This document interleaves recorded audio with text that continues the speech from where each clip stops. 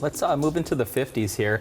Power says the median net worth is nearly $290,000. The Federal Reserve says the median net worth for Americans 45 to 54 is around $247,000. So this is another jump. I think it was 136 to 247 in a matter of 10 years, but it's not as jarring as that 36 to 136 because it's at this point things are kind of established and they're just kind of growing at this point.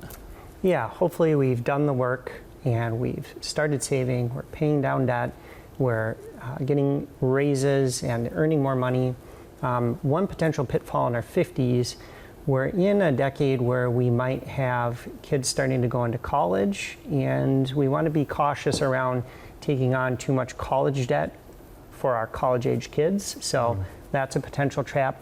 And the always evergreen example of keeping up with the Joneses. It's hard as we come into our peak earning years when we're in our 50s and we see those salaries and bonuses come in. Maybe we should splurge on that one vacation, and certainly you should enjoy life, absolutely.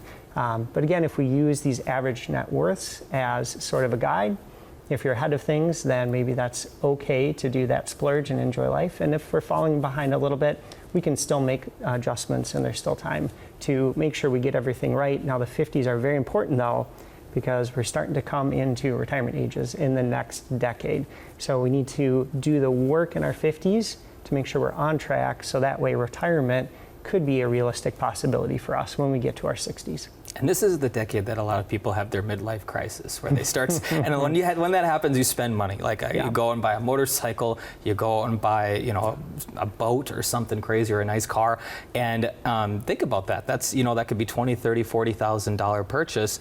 If you didn't make that purchase, like again, we're not saying don't live your life, don't have fun, but just think about like what that $20,000, $30,000, $40,000 can do over the next 20 years until you retire. Start to be thinking about those things. Yeah, everything in moderation is good. And I think one thing that's different about the 50s, when we're in our 20s and 30s, our financial life can be a little less precise. It can be more broad strokes. Pay down debt, save.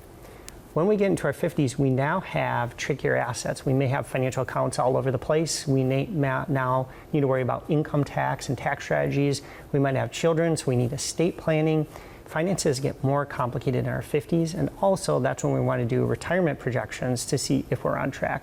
So in our 50s, hopefully we're taking an analysis approach on our entire financial life to see where gaps might exist even beyond net worth.